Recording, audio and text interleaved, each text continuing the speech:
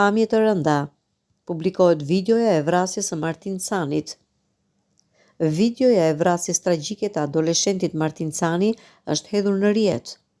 Gazetari Eraldo Harlicaj ka publikuar pamje të datës 18 nëntor 2024, ku duket që Mario Përlleshaj i akuzuar për vrasjen e Canit mban në dorë një thikë. Në një tjetër moment, pas goditjes, Martin Cani vërehet duke vrapuar dhe duke mbajtur dorën në zemër pas goditjes me thikë nga Përlleshaj. Ndërkohë, gazetari Harlicaj jep dhe informacione nga procesi hetimor i ngjarjes dhe këmbguljet për hetim. Pjesë nga shkrimi i gazetarit. Në pamjet filmike, duke ikur, shihet vetëm një thikë në dorën e Marios dhe Martini që vrapon duke mbajtur dorën në kraharor. Mario më pas kthehet te vendi i krimit pasi i ka rënë këpuca dhe shkon të arimarë pritjet nga 2 djemë të tjerë që ndodhen aty.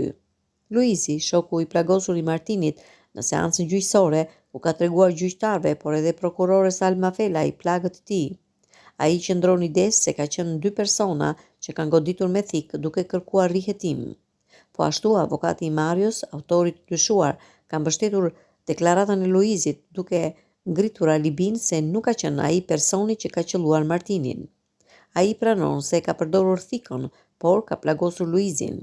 Pra, Luizi dhe Mario pretendojnë se ka qelluar me thikë dhe një person i tretë. Pala e Marios pretendon se nuk është ai vrasësi. Kush është personi i tretë që po mbahet i fshehur nga të gjithë? A ekziston vërtet një person i tretë që ka goditur? Si ka mundësi që dëshmitarët kanë ndryshuar deklarimet në gjyq ndryshe nga përgjigjet që i kanë dhënë prokurores dhe pasi janë rimar disa herë në pyetje nga ana e Alma Felajt? Kush është i rrituri që ka goditur me shpull Martinin ditën e premte në sherin që ka pasur me Marion? Kush janë djemt që kanë pritur Marion dhe shoku që e shoqëroi në spitalin privat, ku shihet me plag në dorë? Gjyqtarja Marinela Osmani vendosi rjetimin e ngjarjes pas dokumentacioneve të paplota nga prokuroria. Deklaratat e dëshmitarëve i gjeti shumë të rëndësishme për zbardhjen e të vërtetës. Mario ende nuk ka dëshmuar.